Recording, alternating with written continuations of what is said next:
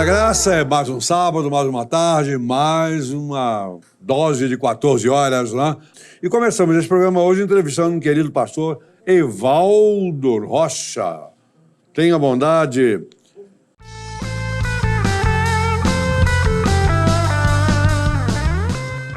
Já tem quantos livros editados? 5 livros de minha autoria. Eu trouxe até 3 para mostrar rapidinho. Por favor. Posso fazer isso? Vai começar agora. Pela ordem, né? Pela ordem. Esse livro aqui é um livro de um tema... Espiritualidade. Construindo uma espiritualidade que faz sentido, a partir do Pai Nosso.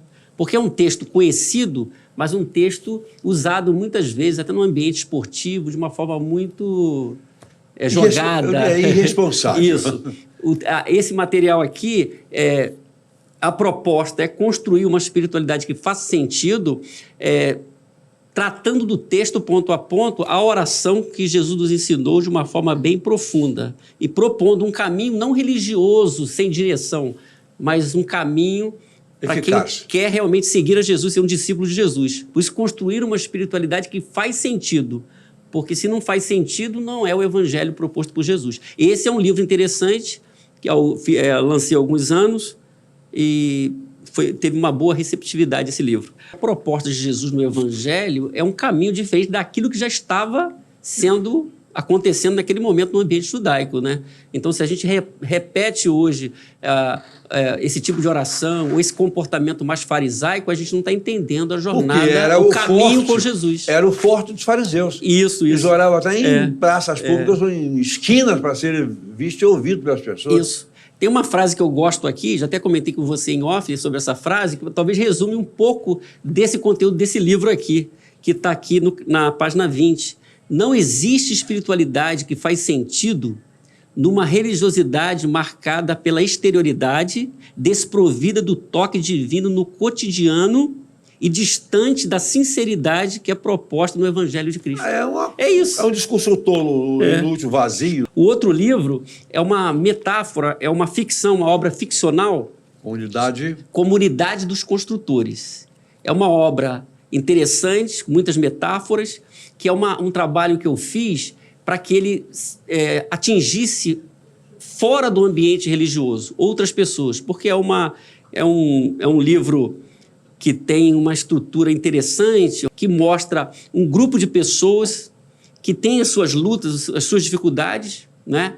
E eles viajam para o lugar do concerto para tratar dessas dificuldades. Então, os personagens não têm nomes próprios como nós conhecemos, João, Maria. Os nomes dos personagens reportam a comportamentos. Legalista, pacificador, boateira, sábio. É interessante esse livro. Então, só para os nossos ouvintes entenderem, quando eles chegam lá no lugar do concerto, tem o lago do confronto, tem o corredor da franqueza, tem a colina do discernimento, tem a sala da descoberta. Então, cada ponto desse há um significado a resgatar. E há na trama, né, eu não estou falando a história, estou montando aí o enredo, vai fazer com que as pessoas se vejam. E no final, há muita coisa interessante no livro, sem dar spoiler, né? Mas é interessante. Essa obra é uma obra interessante com um potencial muito grande. A minha última obra é esta aqui, Curando os Vírus da Alma. Obviamente que essa obra aqui foi por conta da pandemia, aquele momento pandêmico, e aí eu resolvi realizar algumas reflexões, pensando, curando os vírus da alma, eu abordei de A a Z alguns vírus, que eu chamei de vírus. O vírus da arrogância, o vírus da beligerância, o vírus da corrupção, exploração, futilidade, ganância, hipocrisia, intolerância, vai embora, até zombaria. Eu peguei o alfabeto de A a Z, cada letra tem um vírus. E ele segue um modelo de reflexão, a estrutura. Essa aqui é uma obra devocional. Você lê um de cada vez, por dia, não é? E é uma obra muito interessante, devocional, com base bíblica, com a definição do que é arrogância, do que é beligerância, o que a Bíblia fala sobre isso. Uma aplicação, eu criei uma fórmula cura, um acróstico cura, que ele vai estar ligado a cada tipo de vírus ao longo dessa obra. Nesse programa, estou tendo o privilégio de receber aqui o pastor Evaldo Rocha. É uma alegria, quero agradecer a presença aqui, né, a oportunidade. Eu queria ler um texto apenas, mas eu creio ser significativo. Romanos 12, 12. Diz assim: alegrem-se na esperança, sejam pacientes na tribulação, perseverem na oração. Alegrem-se na esperança, sejam pacientes na tribulação, diz ele, perseverem na oração. É importante a gente verificar aqui que Paulo escreve essa carta aos romanos para uma igreja no coração do mundo daquele tempo, né?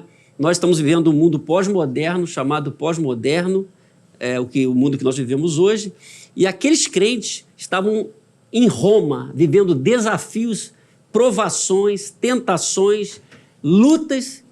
Pensem bem, uma igreja na cidade de Roma, o mundo daquele tempo, o poder estava ali. E uma igreja que havia sido plantada ali, Paulo diz, alegrem-se na esperança. Nós nos acostumamos com esse termo, até pensando num termo abstrato dentro da língua portuguesa. Esperança. Só que a ideia do texto aqui não é uma esperança vazia, não é uma esperança no homem, não é uma esperança naquilo que eu posso fazer, eu vou elaborar um processo na minha vida e vou colher lá na frente alguma coisa. Não, não é isso. Paulo diz, alegrem-se na esperança. Não é esperança no poder humano, é esperança naquilo que somente Deus pode fazer. Uma coisa é você esperar naquilo que alguém pode fazer por você ou aquilo que está dentro da sua capacidade para realizar. Não é isso que Paulo está dizendo. Ele está dizendo, alegre-se na esperança, porque em momentos desafiadores nós podemos nos desesperar, mas Paulo quer que eles se alegrem na esperança. Como povo de Deus, eu quero desafiar você, como uma vida na presença de Deus. Talvez você esteja me ouvindo, você não entregou a sua vida a Deus, alegre-se na esperança. Perceba aquilo que Deus pode realizar na sua vida e aquilo que somente Ele pode realizar. E Ele vai realizar coisas extraordinárias. Por isso, esse primeiro ponto do verso 12 é importante. Mas ele diz mais, sejam pacientes na tribulação. Viver a fé, viver com Jesus, não nos tira das lutas, das provações do dia a dia.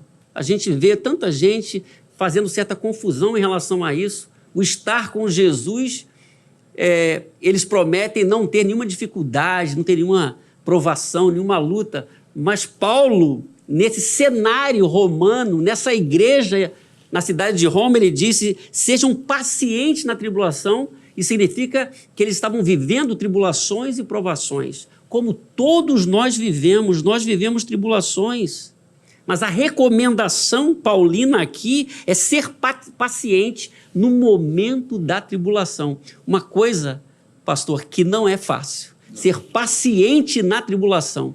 Enquanto você está vivendo lutas e dificuldades, e ser paciente. Mas esse é o desafio do texto. Nós temos um conselho muito importante aqui. Alegrai-vos na esperança, sede paciente na tribulação. Eu não sei como você está terminando o seu ano, como você está vendo o próximo ano que se aproxima, 2025. Mas Paulo diz para você e para mim, para todos nós, sejam pacientes na tribulação.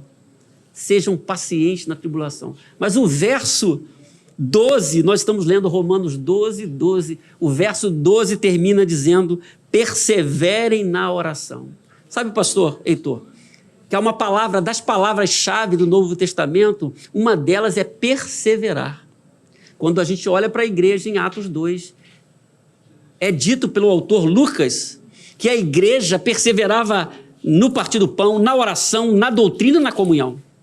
Então, perseverar é uma palavra-chave. Eu não posso ser o discípulo que Jesus quer que eu seja sem perseverança, sem perseverar. E ele disse aqui, nessa expressão, perseverem na oração. Então, diante daquele quadro desafiador que aquela igreja estava vivendo, Paulo disse, vocês precisam perseverar em oração. A ideia é não desistir, não parar, não esmorecer, não olhar para trás, né? Mas olhar para frente. Imagine aquela igreja na cidade de Roma, os desafios que aquela igreja tinha. Mas nós temos desafios hoje no mundo pós-moderno também. E nós não podemos olhar para trás, nós precisamos perseverar em oração. Por isso o texto disse: alegrem-se na esperança, sejam pacientes na tribulação, perseverem na oração. Eu terminaria essa reflexão breve citando o profeta Naum, capítulo 1, verso 7. O Senhor é bom, um refúgio em tempos de angústia. Ele protege os que nele confiam. Deus abençoe a sua vida poderosamente.